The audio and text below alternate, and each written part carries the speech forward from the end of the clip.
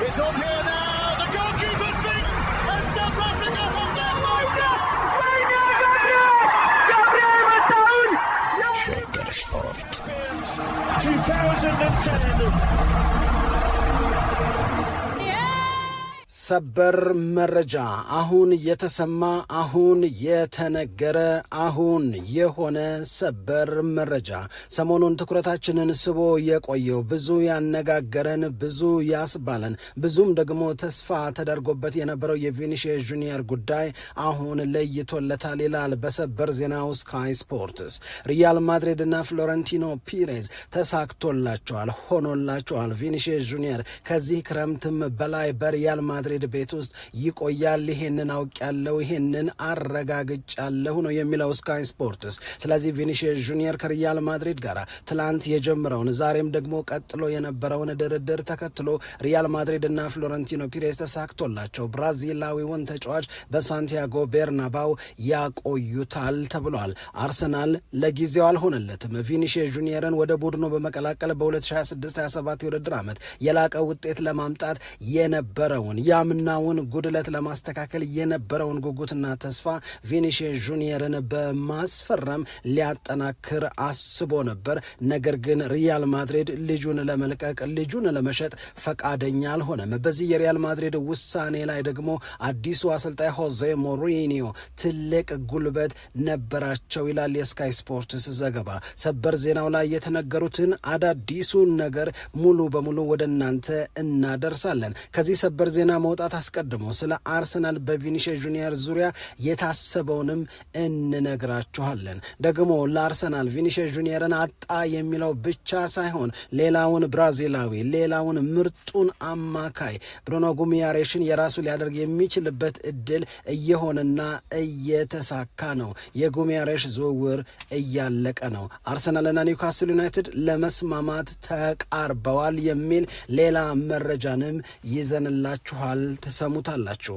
ዚነዲን ዚዳን የ5 ዓመት ጉጉቴን የ5 ዓመት ህልሜን መኖር ጀምሬያለሁ ይላል። 5 ዓመት ከተለያዩ ክለቦች ይቀርብልኝ የነበረውን ናና እኛ ጋር ስራ ናና እኛን አሰልጥን የሚለውን ጥያቄ ሳልቀበል የቆየሁት የፈረንሳይ ብሔራዊ ቡድን አሰልጣኝ ለመሆን ጉጉት ፍላጎት ስለነበረኝ ነው። አሁን ተሳክቷል። የምድራችን ደስተኛው ሰው እኔ ነኝ እያለ ነው ዚዙ። እነዚህን ጉዳዮች እያነሳን የተወሰኑ ደቂቃዎችን ከናንተ ጋር ልናሳልፍ ይሄው መተናል። ሰላም ጤና ይስጥልን፣ እንደምናላችሁ የተከበራችሁና የተወደዳችሁ የሸገር ስፖርት ዊዝ አበበ ግደይ የዩቲዩብ ቻናል ቤተሰቦቻችን በያላችሁበት እጅግ አስደሳች ጊዜን እያሳለፋችሁ እንደሆነ ተስፋ እናደርጋለን። መልካሙን ሁሉ ለናንተ እንመኛለን። ታዲያ አሁን ይህንን ሸገር ስፖርት ዊዝ አበበ ግደይ የሚለውን የእኛን የዩቲዩብ ቻናል ሰብስክራይብ አድርጉት፣ የደውል ምልክቱን ተጫኑ፣ ሊንኩን ለሌሎች አጋሩና በተከታዮች ቁጥር እንድንበዛ የምንሰራቸው ፕሮግራሞችም ብዙ ሰዎች ጋር መድረስ እንዲችል ማገዛችሁን ቀጥሉ። እስካሁን ላበረታችሁን አቅም፣ ጉልበት፣ ድጋፍ ለሰጣችሁን በሙሉ የላቀ ምስጋናችን ይድረሳችሁ እንላለን።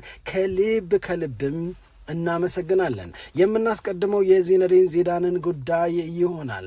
ፈረንሳይ በ2026 የዓለም ዋንጫ ግማሽ ፍጻሜ ደርሳ በደረጃው ጨዋታ 6-4 በሆነ ውጤት በእንግሊዝ ተሸንፋ አራተኛነትን ይዛ አጠናቃ ዲዲዬ ዴሻምፕን ለስካሁን አገልግሎቱ አመስግና ሸኝታለች። ፈረንሳይ ዲዲዬ ዴሻምፕን እንደሸኘች ዲዲዬ ዴሻምፕም ከፈረንሳይ ብሔራዊ ቡድን አሰልጣኝነት ራሱን እንዳገለለ ወዲያው ነበር በጣም ብዙዎቻችን ዚነዲን ዚዳን ሐሳቡን ሊሳካለት ነው ምኞቱንና ጉጉቱን ሊኖር ነው ብለን መገመት የጀመር ነው። ምክንያቱም ዚነዲን ዚዳን በተደጋጋሚ የፈረንሳይ ብሔራዊ ቡድን አሰልጣኝ ለመሆን ከፍተኛ ጉጉት እንዳለው ከፍተኛ ፍላጎት እንዳለው ሲናገር ቆይቷል። ይህንን ቀን ይጠብቅ እንደነበረ ሁላችንም እናውቃለን። ደግሞ በፈረንሳይ እግር ኳስ ፌዴሬሽን እና በዚነዲን ዚዳን መካከል ድርድር መደረግ ከጀመረ ቆይቷል። ይሄ ድርድር ተደርጎ አሁን የደረሰበት ደረጃ ላይ የደረሰው እየበሰለ ቆይቶ ነው።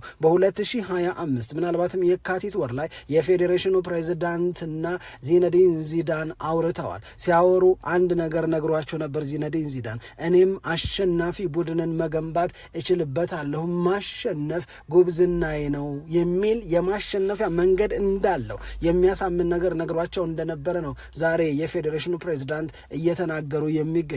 ይህንንም ደግሞ ሲያስረዳ በሪያል ማድሪድ ቤት ውስጥ የነበረውን የስኬት ጊዜ አብሮ እየገለጸ አብሮም እየተናገረ ነው የሚገኘው። ከሪያል ማድሪድ ጋር 2 የላሊጋ ዋንጫን፣ ከሪያል ማድሪድ ጋር 3 የውድድር ዓመት በተከታታይ የአውሮፓ ቻምፒዮንስ ሊግን ዋንጫ ያሸነፈው ዚነዲን ዚዳን ይህንኑ ድል አድራጊነት በፈረንሳይ ብሔራዊ ቡድን የመድገም ፍላጎት የመድገም አቅም እንዳለው በመተማመን ነው እየተናገረ የሚገኘው እና ዚነዲን ዚዳን ባለፉት 4 ዓመታት 5 ዓመታት በጣም በርካታ ክለቦች እንዳሰለጥንላቸው ሲጠይቁኝ ነበር። ለነዚህ ፈላጊ ክለቦቼ ስመልስ የነበረው መልስ አንድ አይነት ነው። የፈረንሳይን ብሔራዊ ቡድን ለመያዝ ፍላጎት ስላለኝ ለጊዜው ያንን የጠየቃችሁኝን ጥያቄ በሽታ ልመልሰው አልችልም፣ ልስማማ አልችልም እያልኩ ስመልስላቸው ቆይቻለሁ ይላል ዚነዲን ዚዳን። አሁን ግን ጊዜው ደረሰ። ይሄንን ቀን ለማምጣት ይሄ ቀን እንዲመጣ በማሰብ ነው ለቀረቡልኝ የአሰልጥን ጥያቄ እምቢ ስል የነበረው እና በጣም ደስተኛ ሆኛለሁ። የምወደውም የምችለውም በጣም የምፈልገውም ይህንን ኃላፊነት መውሰድ ነበር ብለዋል። እስከ 2030 ድረስ የፈረንሳይ ብሔራዊ ቡድን አሰልጣኝ ለመሆን የተስማማው በ1998 ፈረንሳይ የዓለም ዋንጫን ለመጀመሪያ ጊዜ በታሪኳ ስታሸንፍ ኃያሉን ብራዚልን ስታሸንፍና ሻምፒዮን ስትሆን 2 መንታ ጎሎችን በግንባሩ በመግጨት ያስቆጠረ ዓለም ቆሞ ያጨበጨበለት ለጉብዝናው በተደጋጋሚ ከፍተኛ መወደስ ያቀረበለት ዚነዲን ዚዳን አሁን የፈረንሳይን ብሔራዊ ቡድን በራሱ መንገድ እንደ ዲዲዴ ሻምፕን ባይሆን የራሴ መንገድ አለኝና በዛ መንገድ ፈረንሳይንና የፈረንሳይን አሸናፊነት አስቀጥላለሁ ነው የሚለው። የዚነዲን ዚዳን የፈረንሳይ ብሔራዊ ቡድን አሰልጣኝነት የመጀመሪያ ጨዋታ የሚሆነው ሴፕቴምበር 25 ከቱርክ ብሔራዊ ቡድን ጋር የሚደረገው ነው። ከዛ ከቤልጅየም ጋር በሴፕቴምበር 28 ከዛ ኦክቶበር 2 እና 5 ደግሞ ጣሊያንንና ቤልጅየምን ይገጥማል። እነዚህ ሁሉ ጨዋታዎች ፈረንሳይ በኔሽንስ ሊግ የምታደርጋቸው ጨዋታዎች ናቸው። አይ ኖ ሃው ቱ ዊን ይላል ዚነዲን ዚዳን። ፈረንሳይ እያሸነፈች መቀጠል፣ ፈረንሳይ ትልልቅ ድሎችን እያሳካች መቀጠል ይጠበቅባታል። ከ2030 የዓለም ዋንጫ በፊት በ2028 የአውሮፓ ዋንጫ አለባት ፈረንሳይ፣ አለበት ዚነዲን ዚዳን። በዚሁ ጉዳይ ካሄድን የዓለም ዋንጫን የብሔራዊ ቡድኖችን ጉዳይ ካነሳን የጣሊያን ብሔራዊ ቡድንን እንዲያሰለጥኑ ደግሞ ሮቤርቶ ማንቺኒ መሰየማቸውንም እንደዚሁ ሰምተናል። ዛሬ ሮቤርቶ ማንቺኒ በ2020 ጣሊያን የአውሮፓ ዋንጫን እንድታሸንፍ አስችለው ነበረ። ከዛ በኋላ የጣሊያንን ብሔራዊ ቡድን ለማሰልጠን አንድሪያ ፒርሎ ነበር በከፍተኛ ደረጃ ታስቦ የነበረው። ነገር ግን የአንድሪያ ፒርሎ ቅጥር አልተሳካም። ምክንያቱም በራሻ ውስጥ ከሚገኝ አንድ የቤቲንግ ካምፓኒ ጋር ባለው ትስስር ምክንያት ይህንን ኃላፊነት ሊወስድ አይችልም፣ ይህንን ኃላፊነት ሊወስድ አይገባውም ስለተባለ ነው የፒርሎ ቅጥር ሳይሳካ የቀረው።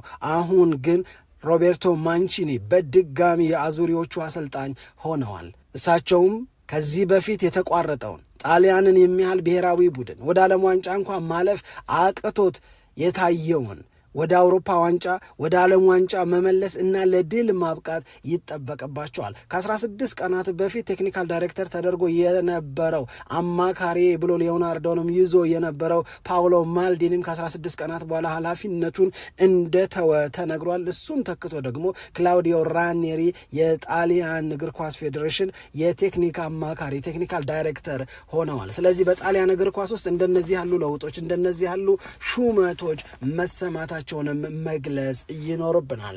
ጊዩሜያሬሽን እናንሳ። አርሰናል እንግዲህ የቪኒ ጁኒየርን ጉዳይ ማሳካት አልቻለም ብንልም ለአርሰናል ግን ሌላ በጎ ዜና አለ። በጎው ዜና የመሃል ክፍሉን ለማጠናከር ባለው ፍላጎት መሰረት በአርሰናል እና በኒውካስል ዩናይትድ መካከል ሲደረግ የነበረው ድርድር አሁን ፍሬ አፍርቷል። ሁለቱ እየተስማሙ ጉዳያቸውም እየተጠናቀቀ ይገኛል። አርሰናል ለኒውካስል ዩናይትድ 75 ሚሊዮን ፓውንድ ለመክፈል ተስማምቷል። ይሄም ነገር አለቀ ሂር ዊ ጎ ተብሎ የሚገለጽበት ጊዜ ሩቅ አይሆንም ተብሏል። ምክንያቱም አሁን በኒውካስል ዩናይትድ እና በአርሰናል መካከል የተጫዋቹን ዝውውር በተመለከተ ሲደረግ የነበረው ድርድር ወደ መገባደዱ ነው፣ አብቅቷል። አርሰናል ይህንን ተጫዋች ለምን ይፈልገዋል ያልን እንደሆነ ጊማሬሽ እንግሊዝ ፕሪሚየር ሊግ ላይ ያለውን ልምድ ይፈልገዋል። ጊማሬሽ ኳስ እግሩ ስር ሲገባም ኳስ በሌለበትም መሀል ክፍሉ ላይ የሚሰጠው አገልግሎት የሚሰራቸው ስራዎች ለመፈለጉ ዋነኛ ምክንያት ነው። ከዛ በተጨማሪ ግን አምበል ቢሆንም ባይሆንም ቡድን የመምራት አቅሙ በብዙዎች የተመሰከረለትና ብዙዎች እሱን ማግኘት እሱን ማስፈረም በጣም ትልቅ አጋጣሚ እንደሆነ ይናገራሉ።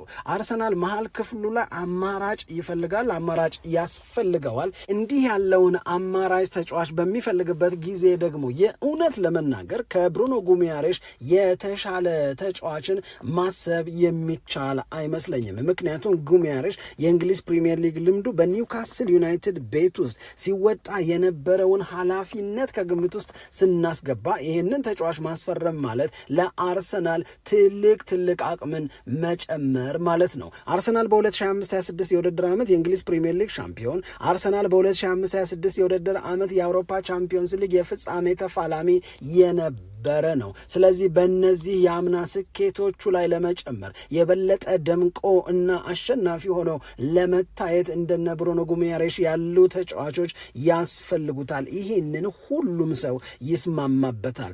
ምክንያቱም ባለፈው የውድድር ዓመት በነ ዴክላን ራይስ በነ ማርቲን ዙቢሜንዲ ላይ ይታይ የነበረው የውድድር ዓመቱ የመጨረሻ ሰሞን አካባቢ የነበረው ድካም አርሰናልን ዋጋ አላስከፈለውም ብሎ ሊናገር የሚችል ያለ አይመስለኝም። አርሰናል እዛ ቦታ ላይ ለዴክላን ራይስ እዛ ቦታ ላይ ለነ ዙቢሜንዲ ሮቴት የማድረግን ነፃነት ያገኛል። ምክንያቱም እጅግ በጣም ምርጥ ከሚባሉ አማራጮች መካከል አንዱን ኤሊት ነው የተባለውን አንቢሊቨብል ፕሌየር ይለዋል የኒውካስል ዩናይትድ አሰልጣኝ ኤዲ ሃው ብሩኖ ጊማሬሽን። ይህንን ተጫዋች ለማግኘት ነው አርሰናል በጣም የተቃረበው። ስለዚህ አሁን እየወጡ ባሉ ሪፖርቶች መሰረት ከሆነ አርሰናልና ኒውካስል ዩናይትድ መካከል ዝም መባባሉ ቀርቶ ተነጋግሮ ስምምነት ላይ የመድረስ መቃረቢያው ላይ ናቸው። በእርግጥ አርሰናል መጀመሪያ ላይ ይህንን ተጫዋች ለማስፈረም 60 ሚሊዮን ፓውንድ ይበቃኛል ብሎ አስቦ ነበር። ነገር ግን ኒውካስል ዩናይትድ በ60 ሚሊዮን ፓውንድ ብሩኖ ጊማሬሽን ማግኘት እንደማይቻል አስረግጦ ተናገረ። ከዛም በሁለቱ ክለቦች መካከል አሁን በቃል ስምምነት ላይ ለመድረስ የተቃረቡት በ75 ሚሊዮን ፓውንድ ነው። በእርግጥ አንዳንድ ሰዎች ይሄ ልጅ እድሜው 28 ነው፣ ይሄ ልጅ ከኒውካስል ዩናይትድ ጋር ያለው ውል ሊጠናቀቅ የቀረው ጥቂት ጊዜ ነው፣ ሁለቱን ከግምቱ ስናስገባ ዲሉ ለአርሰናል ውድ ተብሎ ሊገለጽ የሚችል ነው ይላሉ።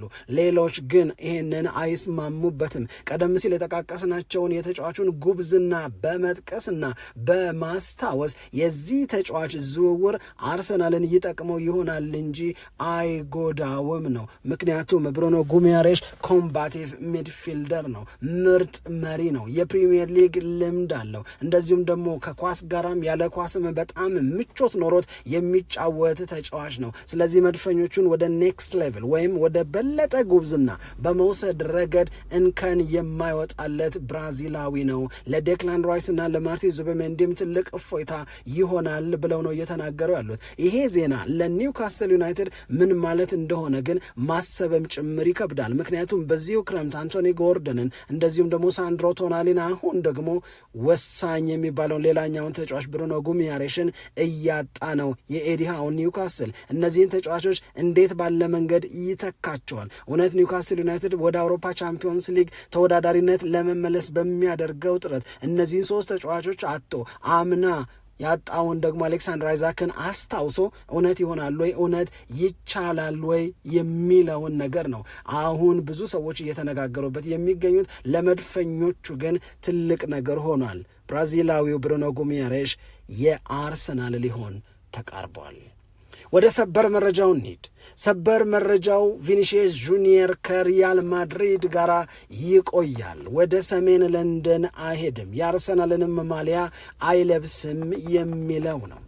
ይሄ ሰበር ዜና በስካይ ስፖርትስ እና በሌሎቹ ትልልቅ ሚዲያዎች መነገር ከመጀመሩ በፊት የተሰማው አንድ ጥሩ ነገር አርሰናሎች መድፈኞቹ ለቪኒሺየስ ጁኒየር ዝውውር ሪያል ማድሪድን በይፋ ሊያነጋግሩ ሪያል ማድሪድ ቤት ቀርበው ይህንን ያህል ገንዘብ እንስጣችሁና ተጫዋቹን ስጡን ብለው ሊጠይቁ ተዘጋጅተው ዝግጅታቸውንም አጠናቀው ነበረ። አርሰናል ኦፈር ሊያደርግ ነው። አርሰናል ዝግጅቱን አጠናቋል። ይህንን ያህል ገንዘብ ልስጣችሁ ሊል ነው ተባለ። ያኔ ብዙዎቻችን የጠየቅነው ጥያቄ የነበረው ምን ያህል ገንዘብ ሊያቀርብ ይችል ይሆናል? ምክንያቱም ሪያል ማድሪድ 137 ሚሊዮን ፓውንድ ለዚህ ተጫዋች ዝውውር እፈልጋለሁ፣ ያ ማለት 160 ሚሊዮን ዩሮ ነው ሲል ነበር። ለመሸጥ የምገደድ ከሆነ አርሰናል ለዚህ ተጫዋች የመጀመሪያ የሚባለውን ጥያቄ ሊያቀርብ ተዘጋጀ ሲባል ብዙዎቹ ሚዲያዎች የነገሩን በተለይ ደግሞ እንደነ ፕላተንበርግ ያሉት ሰዎች ሜጋ መኒ ነው ያሉት። በቃ ከባድ የሚባል ከፍተኛ የሚባል ገንዘብ ሊያቀርብ ነው እንጂ ይህንን ያህል ገንዘብ አልተባለም ነበረ። አሁን ለዛ የአርሰናል ዝግጁነት ጊዜ የማይሰጥ እድል የሚነፍግ ውሳኔ በሪያል ማድሪድ በኩል ተወስኗል። እሱን ነው ሰበር ዜና ብለው እነ ስካይ ስፖርትስ እየነገሩን የሚገኙት። በዚህ ሰበር ዜና ላይ በተደጋጋሚ የተገለጸው አሰልጣኝ ሆዜ ሞሪኒዮ በምንም ሁኔታ ቪኒሺየስ ጁኒየርን አሳልፎ የመስጠት ፍላጎት እንደሌላቸው ተናገሩ የሚለው ነው። ቪኒሺየስ ጁኒየር በዚህ በሪያል ማድሪድ ቤት ውስጥ በተረከብኩት አዲስ ኃላፊነት አሉኝ ከምላቸው ከምተማመንባቸው ጋላክቲኮች መካከል አንደኛው ነው። ሪያል ማድሪድ የሚገነባው ሪያል ማድሪድ እንደገና አሸናፊ እንዲሆን እናም በትልቅ ውጤት ከፍ ብሎ የማስበው ቪኒሺየስ ጁኒየርንም ጭምር ይዤ ነው አሉ አሰልጣኝ ሆዜ ሞሪኒዮ ብሎ ነው ስካይ ስፖርትስ እየነገረን ያለው። ስለዚህ ሪያል ማድሪድ ቪኒሺየስ ጁኒየር ከዚህ ክረምትም በኋላ በመጪዎቹ ተከታታይ ክረምቶች የሪያል ማድሪድ ተጫዋች ሆኖ ይቀጥላል። ለአርሰናልም ሆነ ለሌላ የፕሪሚየር ሊግ ወይም የሳዑዲ ክለብ ቪኒሺየስ ጁኒየርን አንሸጥም የሚል የመጨረሻውን ውሳኔ ወስነዋል። በእርግጥ ትላንትናም ስንነግራችሁ እንደነበረው በሪያል ማድሪድ እና በቪኒሺየስ ጁኒየር መካከል ትላንት ሰኞ ዛሬም ቀጥሎ የሚደረጉ ውይይቶች፣ ድርድሮች አሉ። አሁን ሪያል ማድሪድ ልጁ አይሸጥም ከኛ ጋር እንደሚቆይ ማረጋገጫ እንስጣችሁ አለ እንጂ በቪኒሺየስ ጁኒየር እና በሪያል ማድሪድ መካከል የተደረሰ ስምምነት ስለመኖሩ በዚህ ስምምነት መሰረት ልጁ ኮንትራቱን ያድሳል ብሎ የነገሩን ነገር የለም። በቃ እንስማማለን፣ ቪኒሺየስ ጁኒየር ለገበያ አይወጣም፣ ቪኒሺየስ ጁኒየር የሪያል ማድሪድ ተጫዋች ሆኖ ይቀጥላል፣ ይሄንን አረጋግጠን እንነግራችኋለን አሉ። ቪኒሺየስ ጁኒየር የኛ ብቻ ነው የሚለው ሪያል ማድሪድ። ይሄንን በማስወሰን ረገድ አሰልጣኝ ሆዜ ሞሪኒዮ ሚናቸው በጣም ትልቅ በጣም ግዙፍ እንደነበረ ነው የተነገረው። ስለዚህ አሁን በወጣው ሰበር ዜና ሪያል ማድሪድ ቪኒሺየስ ጁኒየር አይሸጥም ብሏል ነው። ከዚህ በፊት የነበረው አማራጭ ቪኒሺየስ ጁኒየር ለሪያል ማድሪድ አዲስ ኮንትራት እንዲፈርም፣ ያንን አዲስ ኮንትራት የሚፈርም ከሆነ ነገሮች በቃ ምንም ችግር የለባቸውም። የማይፈርም ከሆነ ለመፈረም ደግሞ ሪያል ማድሪድ ያቀረበውን የደሞዝ መጠን የማይቀበል ከሆነ አበቃ እንሸጣለን ብለውት ነበር። አሁን አይሸጥም ካሉ እየተስማሙ ነው ማለት ነው። ወይ እነሱ የእሱን ሀሳብ ተቀብለዋል፣ ወይ እሱ የእነሱን ሀሳብ እንዲቀበል አድርገዋል፣ ወይም ሁለቱም ግማሽ ግማሽ መንገድ መጥተው ስምምነት ላይ ደርሰዋል። ለማንኛውም ይሄንን ወርቅ የሆነ ልጅ አሳልፈን አንሰጥም የሪያል ማድሪድ ቃል ሆኗል። ስለዚህ አርሰናል ይህንን ተጫዋች ለማስፈረም የነበረው እድል አሁን ሙሉ በሙሉ አክትሟል። ይሄ ለአርሰናል ምን ማለት ነው? ቀጥሎስ አርሰናል ቤት ምን ሊፈጠር ይገባዋል የሚለውን ደግሞ ማንሳት አለብን። ምክንያቱም አርሰናል የግራ መስመሩን ማጠናከር መቻል አለበት። ምክንያቱም አርሰናል ግራ መስመሩ ላይ የሚያመጣቸው ለውጦች በአርሰናል ቤት በጉጉት ለሚጠበቀው መሻሻል አንድ የውድድር ዓመትን ብቻ ሳይሆን ተከታታይ የውድድር ዓመቶች ላይ ውጤታማ ሆኖ ለመዝለቅ ለሚለፋው ልፋት ግራ መስመሩ ላይ ትልቅ ለውጥ መደረግ መቻል አለበት። ይህንን የግራ መስመር ለመለወጥ በሚደረግ ጥረት ደግሞ ቪኒሺየስ ጁኒየር ተባለ አሁን በሰማነው ሰበር መረጃ አልተሳካም። ሞርጋን ሮጀርስ የአርሰናል ፕራዮሪቲ ነበረ፣ ቼልሲ ገብቷል። ብራድላይ ባርኮላ ሊቨርፑልን የመቀላቀል እድሉ በጣም ከፍተኛ ነው። ምክንያቱም ራሱ አርሰናል የዚህ ተጫዋች የዝውውር ዋጋ ውድ ነው፣ ተጫዋቹም የሚጠይቀው ሳምንታዊ ደሞዝ የተጋነነ ነው። ስለዚህ ይህንን ተጫዋች ለማስፈረም የነበረውን ፍላጎት አቀዛቅዞታል ተብሎ ተነግሮ ነበር። ያኔ ሚዲያዎቹ ሊቨርፑል ተመቻቸለት ብለዋል። ይሄ ይሄም ልጅ የአርሰናል የመሆን እድሉ ጠባብ ነው። ከዛ በተጨማሪ የሚነሳው ዲዮማንዴ ነው። ዲዮማንዴም እንደዚሁ ወደ ሪያል ማድሪድ የሚያቀና ይሆናል። እነዚህ አሉ የሚባሉ የአርሰናል የግራ መስመር አማራጮች በአንድ ወይም በሌላ መንገድ ወደ አርሰናል የማይመጡበት ምክንያት ተፈጠረ። ይሄንን ምክንያት ተከትሎ አርሰናል ቀጥሎ ምን ያደርጋል ነው። ስለዚህ እነ ክሩፒን ያስባል ወይንስ ደግሞ እነ ኒኮ ዊሊያምስ ወይስ እነ ሁሊያን አልቫሬዝ? አርሰናል ቀጥሎ ምንድን ነው የሚያደርገው የሚለው በጉጉት የሚጠበቅ ነው። የሚያደርገውን አናውቅም እንጂ ማድረግ የሚገባውን ግን በደንብ አድርገን እናውቃለን። ምክንያቱም አርሰናል አንድ ትልቅ ዝውውር ቢያንስ ለግራ መስመሩ መፈጸም አለበት። ግራ መስመሩን የበለጠ ማጠናከር አለበት። እዛ ግራ መስመር ላይ የሚፈርም የአዲስ የአርሰናል ተጫዋች የሚሆን ሰው የአርሰናልን የግራ መስመር የማጥቃት አቅም ወደሚቀጥለው ምዕራፍ ወደሚቀጥለው ደረጃ መውሰድ ይኖርበታል፣ መውሰድም ይጠበቅበታል። ይሄ በጣም በጣም ወሳኝ ውሳኔ ነው የሚሆነው።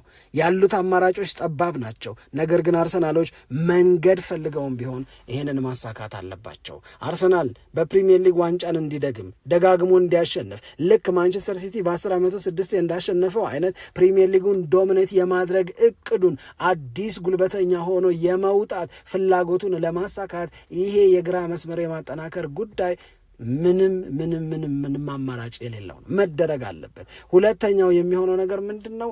አርሰናል የአውሮፓ ቻምፒዮንስ ሊግን ዋንጫ በታሪኩ ለመጀመሪያ ጊዜ ማሸነፍ አለበት። ለማሸነፍ እነ ፒኤስጂን እነ ባየር ሚኒክን እነ ባርሴሎናን በሚያስፈራ መንገድ እየተደራጀ ያለውን ሪያል ማድሪድን የሚበልጥበት አቅም መፈጠር አለበት። ለዛም ግራ መስመሩ ወሳኝ ነው የሚሆነው። ሌሎች ቦታዎች ላይ ያሉት አቅም ለተወሰነ ጊዜ ሊያስኬዱ ይችሉ ይሆናል። አርሰናል ይህንን የክረምት የዝውውር መስኮት እስካሁን ደብዝዞበታል። ከዚህ በኋላ ግን ለማድመቅ ግራ መስመሩንና ሌሎች ቦታዎች ላይ የተሻለውን ነገር በሙሉ ማድረግ አለበት። ስለ ጉሚያሬሽ የሰማነው በጣም አሪፍ ነገር ነው። አርሰናልን በሚገባ እንደሚያሻሽለው ምንም ጥርጥር የለውም። ስለ ቪኒሺየስ ጁኒየር የሰማነው ግን ሰበር መረጃው ግን የአርሰናል ሰዎች ትልቅ ስራ እንደሚጠብቅባቸው የሚጠቁም ሆኖ አግኝተነዋል። ለማንኛውም አብራችሁን ስለነበራችሁ እጅግ በጣም አድርገን እናመሰግናለን። ደግሞም ሌሎች አዳዲስ መረጃዎች፣ ሰበር መረጃዎች ሆነ ተከናወነ፣ ተደረገ የሚሉትን ነገሮች በዝርዝር እንዲህ እንዳሁኑ ይዘን ደግሞ እንመጣለን። በያላችሁበት ሰላም ለእናንተ ይሁን። ኢትዮጵያ ለዘለዓለም ትኖር።